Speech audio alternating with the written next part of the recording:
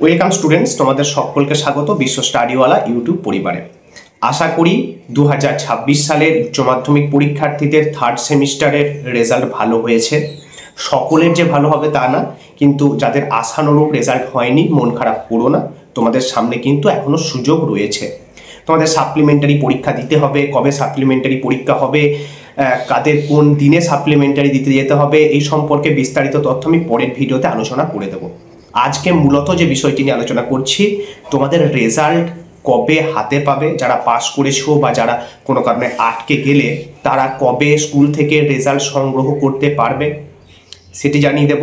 তার পাশাপাশি রেজাল্টটি তোমাদের কেমন দেখতে হবে, কি রেজাল্ট তোমরা হাতে পাবে সেটিও তোমাদের সামনে কিন্তু তুলে ধরছি। রেজাল্টে কি কি লেখা থাকবে, কোন জিনিসগুলো তোমাদের একবার হলেও রেজাল্টটি হাতে পাওয়ার পর চেক করে নিতে হবে, সমস্ত বিষয়টি তোমাদের সামনে তুলে ধরছি। তাই ভিডিওটি মনোযোগ সহকারে শেষ পর্যন্ত দেখবে। যদি তোমার মনে কোনো সংশয় থাকে কমেন্ট করতে কিন্তু দ্বিধাবোধ করো না। আর হ্যাঁ, তুমি কত নাম্বার পেলে অবশ্যই কমেন্ট করে কিন্তু জানিও। দেখো, সর্বপ্রথম জানিয়ে দিচ্ছি, তোমরা যারা পাস করেছো বা যারা ফেল করেছো যাই হোক না কেন, মন খারাপ করার কোনো প্রয়োজন নেই। তার কারণ যদি তুমি আটকে যাও সাপ্লিমেন্টারি দেওয়ার কিন্তু সুযোগ থাকছে, ঠিক আছে?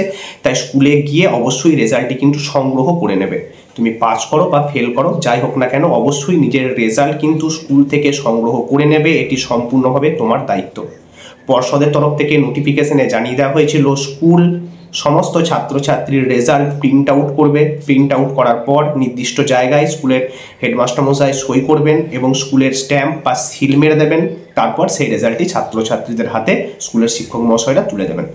এই রেজাল্টটি কিন্তু খুব বেশি গুরুত্বপূর্ণ না, তা হলেও রেজাল্টটি অবশ্যই তোমাদের কিন্তু নিজেদের সাথে রেখে দিতে হবে এবং যত্ন সহকারে রাখতে হবে। কারণ ফাইনাল রেজাল্ট হচ্ছে চতুর্থ সেমিস্টার পরীক্ষা দেওয়ার পর যে রেজাল্টটি হাতে পাবে সেটি, সেই রেজাল্টটি সব থেকে গুরুত্বপূর্ণ। কারণ সেখানে থার্ড সেমিস্টারের নাম্বার এবং ফোর্থ সেমিস্টারের নাম্বার, টোটাল নাম্বার যোগ করে কিন্তু রেজাল্ট তৈরি হবে। ক্লিয়ার হয়েছে? এবার তোমাদেরকে দেখাচ্ছি যে রেজাল্টটি কেমন দেখতে হবে, তারপর জানাচ্ছি রেজাল্ট তোমরা কবে হাতে পাবে। দেখো, আমি স্ক্রিনে দিয়ে দিয়েছি, ঠিক এই রকম কিন্তু তোমরা রেজাল্ট হাতে পাবে। রেজাল্টে কী কী লেখা থাকবে? রেজাল্টের উপরের দিকেই লেখা থাকবে West Bengal Council of Higher Secondary Education, তারপর তাদের নির্দিষ্ট ঠিকানা এবং ঠিক তার নিচে ক্যান্ডিডেট নেম। আমি কিন্তু ছাত্র বা ছাত্রীটির নামটি আমি তোমাদের আড়াল করে দিয়েছি। তার ওই ঘরটিতে কিন্তু তোমার নাম লেখা থাকবে, তারপর তোমার রোল নাম্বার লেখা থাকবে, রেজিস্ট্রেশন নাম্বার লেখা থাকবে, ইনস্টিটিউট কোড লেখা থাকবে এবং ইনস্টিটিউট নেম, তুমি কোন স্কুলের ছাত্র বা ছাত্রী সেটি কিন্তু লেখা থাকবে। এই জায়গাটি ভালো করে দেখে নেবে তোমার নামের স্পেলিং, মানে নামের বানান সঠিক আছে কিনা, অ্যাডমিট কার্ডের রোল নাম্বারের সঙ্গে রেজাল্টের রোল নাম্বার মিলছে কিনা, তোমার অ্যাডমিটে যে রেজিস্ট্রেশন নাম্বার দেওয়া আছে তার সাথে রেজিস্ট্রেশন নাম্বার মিলছে কিনা, তুমি যে স্কুলের ছাত্র বা ছাত্রী সেই স্কুলের নামটি সঠিক রয়েছে কিনা ভালো করে কিন্তু চেক করে নেবে। যদি ভুল থাকে স্কুলের শিক্ষক মহাশয়দের তৎক্ষণাৎ কিন্তু জানিয়ে দেবে। ক্লিয়ার? ঠিক তার নিচেই কিন্তু প্রত্যেকটি সাবজেক্ট, তোমার যটা সাবজেক্ট আছে সব কটা যে সাবজেক্টের নাম কিন্তু পরপর দেওয়া থাকবে এবং কত নাম্বারের পরীক্ষা হয়েছে, কততে পাস এবং তুমি কত পেয়েছো, কত পার্সেন্টেজ পেয়েছো, সমস্ত কিছু কিন্তু উল্লেখ থাকছে। এবং শেষে সাবজেক্টস রেজাল্ট, মানে তুমি পাস করেছো না ফেল করেছো সেটি কিন্তু পরপর লেখা আছে, তোমরা দেখতেই পাচ্ছ। তার একটু নিচেই গেলেই দেখতে পারবে সেখানে লেখা থাকছে তুমি কত নাম্বার পরীক্ষার মধ্যে কত নাম্বার পেয়েছো সেটি উল্লেখ করা থাকবে। তার পাশাপাশি তোমার ওভারঅল পার্সেন্টেজ কত হলো সেটি উল্লেখ করা থাকছে এবং তার নিচে একটা গুরুত্বপূর্ণ ঘর থাকছে যেখানে তোমার কোন সাবজেক্টে সাপ্লি দিতে হবে সেটি কিন্তু লেখা থাকছে। মানে তুমি যদি এই সাবজেক্টগুলির মধ্যে কোনোটিতে ফেল করে থাকো বা আটকে যাও তাহলে সেই সাবজেক্টে তোমার সাপ্লিমেন্টারি দিতে হবে।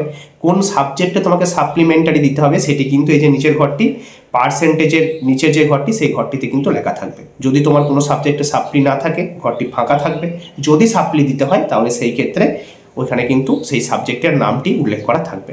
ক্লিয়ার? তার নিচেই বাঁ দিকে দেখো লেখা আছে signature of HOI with stamp. এই জায়গাটি একবার দেখে নেবে স্কুলের শিক্ষক মহাশয় সই করে স্ট্যাম্প মেরে দিয়েছেন কিনা। তারপর এই রেজাল্টটি তুমি কিন্তু হাতে পেয়ে যাবে। এই রেজাল্ট তোমাকে নিজের কাছে রেখে দিতে হবে। ক্লিয়ার? এবার প্রশ্ন হচ্ছে রেজাল্ট কবে হাতে পাবে। দেখো, তোমাদের রেজাল্ট প্রকাশিত হয়ে গেছে শুক্রবার দিন। তোমরা কিন্তু সোমবার স্কুলের সাথে গিয়ে যোগাযোগ করো, কারণ একটা লম্বা প্রসেস, এই রেজাল্টটি প্রিন্ট আউট করতে হবে, তারপর প্রত্যেকটা রেজাল্টে সিগনেচার করতে হবে, স্ট্যাম্প মারতে হবে। তো সেই ক্ষেত্রে আমি বলবো তোমরা নিজেদের স্কুলের সাথে একবার যোগাযোগ করে নেবে, কোন স্কুল কোন দিন রেজাল্ট দেবে সেটি অবশ্যই জানিয়ে দেবে। আশা করি সোমবার থেকে রেজাল্ট সমস্ত স্কুলই দেওয়া শুরু করে দেবে। রেজাল্টটি অবশ্যই কিন্তু স্কুল থেকে সংগ্রহ করে নিয়ে নিজের কাছে রেখে দিও। ক্লিয়ার? আর কারো যদি সাপ্লিমেন্টারি থেকে থাকে অবশ্যই কমেন্ট করে জানিও, তোমাদের জন্য কিন্তু ভিডিও আসছে। তো এইটুকুই ছিল তোমাদের জন্য মূল্যবান তথ্য বা আপডেট। যদি ভিডিওটি ভালো লেগে থাকে অবশ্যই লাইক করো, কমেন্ট করো এবং বন্ধুদের মাঝে শেয়ার করে দিও।